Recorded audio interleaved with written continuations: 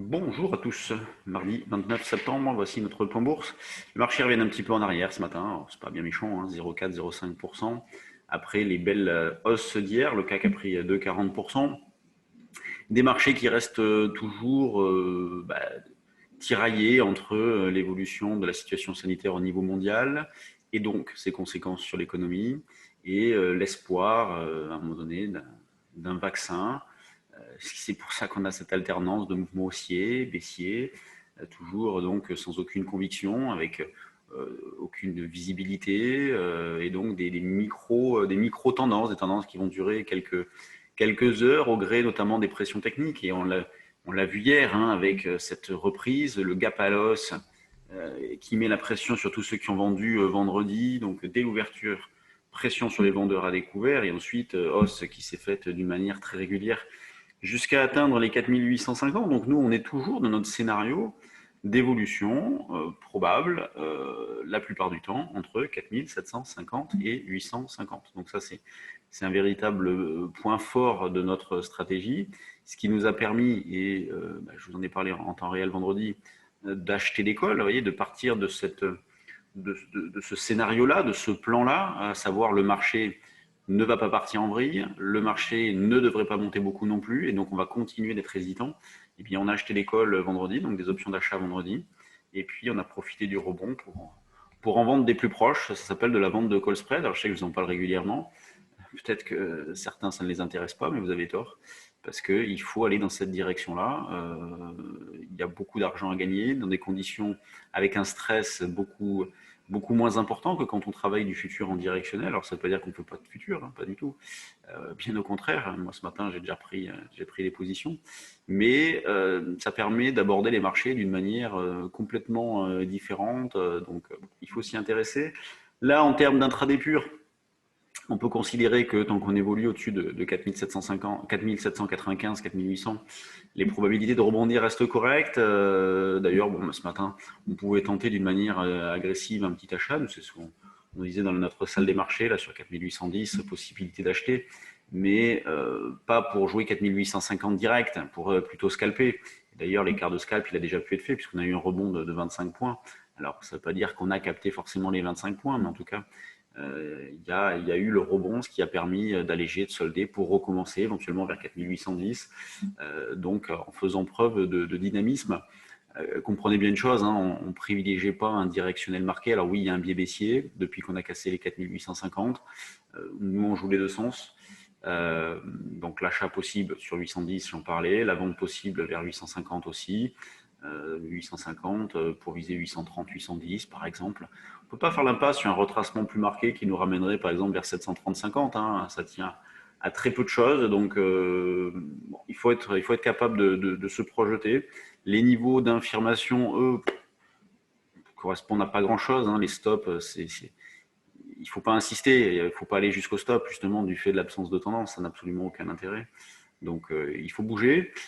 Sur le DAX, voilà, bon retracement aussi, hein, puisqu'on est parti de 925, on est allé chercher 750, donc ça fait déjà un beau retracement. On est d'ailleurs dans la zone d'achat, hein, 750, allez, on va dire 700, 720, 750, c'est la zone d'achat sur le DAX. Bon, là aussi, hein, il y a un biais baissier en cours, mais bon, pour l'instant, nous, on continue de travailler plutôt un sens prioritaire acheteur. On profite de petits replis pour acheter, on revend vite. On travaille toujours dans cet esprit-là. L'eurodoll, lui, a bien validé hein, le support à des 1,1620. Donc, ça, c'est important. Donc, il a évité une fragilisation un petit peu plus importante. Donc, on l'a joué déjà à ce niveau-là la semaine dernière, en milieu de semaine. On a pu le rejouer hier. Donc, on est prêt à le rejouer encore aujourd'hui. Donc, un 16-20 pour jouer un 16-20, un 16-80. Puis, il y a des paliers intermédiaires, bien évidemment. Et au-dessus, bah, c'est les niveaux que je vous indiquais hier, hein, 17-20, 17-80. Donc, il y a plein de petites résistances. Mais pour l'instant, ce qu'il faut signaler sur l'euro-dollar, c'est que la volatilité reste très très faible. Volatilité intraday très faible et volatilité implicite, on est à 7,5. Donc c'est très très bas. Donc ce qui montre bien qu'il n'y a pas d'inquiétude particulière, mais il n'y a pas d'initiative non plus. Donc un eurodoll qui, la plupart du temps, dérive latéralement. Alors que sur les indices, la dérive se fait avec beaucoup de violence. Sur l'eurodoll, c'est beaucoup plus calme, trop calme même. Sur les actions, bon, on parle énormément de news ce matin. On parlera de Novacite tout à l'heure, qui explose encore. Alors, sur les actions du CAC, on a Arcelor qui monte. Donc, Arcelor qui revient sur ses plus hauts récents. Donc, dans la continuité d'hier, hein, parce qu'hier déjà, elle avait bien boosté. Elle avait pris 10% hier. Bon, aujourd'hui, elle continue dans le même esprit. L'Oréal qui est plutôt pas mal. ST Micro, Hermès, Safran, Total. Bon, Total à l'équilibre et une majorité d'actions dans le rouge, mais bon, c'est assez logique puisque le marché a terminé sur un point haut quand même hier. Là, il a retracé un petit peu. On est à moins 0,34. Ce qu'il faut noter sur le CAC, c'est les volumes qui sont très, très, très faibles. On tourne autour des 3 milliards. C'est rien. Donc, vous voyez, c'est là aussi, on voit bien le manque d'initiative de la part des gestions notamment. Les grosses pondérations, Sanofi qui ne fait pas grand-chose, BNP, LVMH, ouais, il n'y a rien. Il n'y a pas grand-chose à en tirer si ce n'est que le marché a tout pour euh, poursuivre le comportement actuel. Dans les screeners volume, là il est 9h37, donc ouais, le 1/8, on va passer plutôt au 1/4. Il est ici. Donc on a Target qui explose Novacite, hein, Novacite. Pour ceux qui nous ont suivis, bon, on en avait acheté par là, autour de 3,20, ouais, sur le franchissement des 3,20 par ici.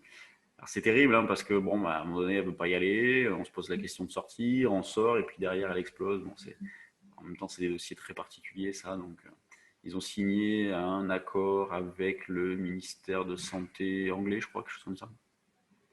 On a Genfit aussi qui bouge bien ce matin, donc il bouge bien depuis 2-3 jours, hein, d'ailleurs, on le voit bien ici. Whitby qui continue sur sa lancée. NetGem, donc bon, un petit peu de spéculation, mais vraiment ciblé sur 4-5 valeurs qui bougent très fort. Et pour le reste, regardons à la baisse ce que nous avons. On prologue, bon, Europlasma, bon, ouais, c'est une bonne souscription. Air France. Air France, c'est la descente aux enfers hein, qui fait un nouveau plus bas. C'est vraiment pas joli, pas de signal d'achat, rien. Pour l'instant, il ne faut pas en acheter. Il faut, même si vous avez de l'intérêt, les mains derrière le dos et puis on attend un signal ou éventuellement sur des options, mais ça ne donne pas tellement envie non plus. Il faudra au moins qu'il y ait une stabilisation. Valorec aussi qui a fait de nouveaux plus bas là, ces derniers jours. Donc, toujours le même constat hein, sur les actions, des divergences très fortes. Celles qui se comportent bien se comportent toujours bien. Celles qui sont en souffrance le sont de plus en plus. Et ponctuellement, des valeurs qui font l'objet d'une spéculation assez importante, à l'image donc de Target, de Novacite, de Genfit, où là, bon, il y a de belles envolées. Donc, bon, RAS, hein, au niveau du contexte général. Ce que je voulais vous montrer aussi, et j'en terminerai par là, c'est notre calendrier de formation, enfin d'événements de manière plus générale, du mois d'octobre. Donc, si vous avez de l'intérêt pour faire ou refaire l'un de ces stages, hein, donc refaire gratuitement, on commence dès la semaine prochaine avec l'initiation, lundi et mardi soir. Porte ouverte, donc le lendemain, le 7, si vous souhaitez découvrir qui nous sommes, ce que nous faisons, nous poser des questions. C'est sur inscription, il faut nous envoyer un petit mail. Le jeudi, notre day trading live, notre démonstration de trading. La dernière fois, on n'a pas été gâté, ça n'a pas bougé beaucoup. Espérons que ça soit un petit peu mieux, donc le jeudi. Ensuite, formation action en ligne le soir aussi, donc en 3 parties, avec 2 journées de théorie et notre méthode, et puis le troisième soir, des cas pratiques, des exemples. Ensuite, présentation de notre service Le Trade du jour, donc le 15. Donc, ensuite, 15 et 16, donc formation finance comportementale à Paris. Ce sera la seule formation de ce mois-ci que nous ferons en présentiel. Tout le reste se fait en ligne. De toute façon, là, on va faire en ligne jusqu'à la fin de l'année. Hein.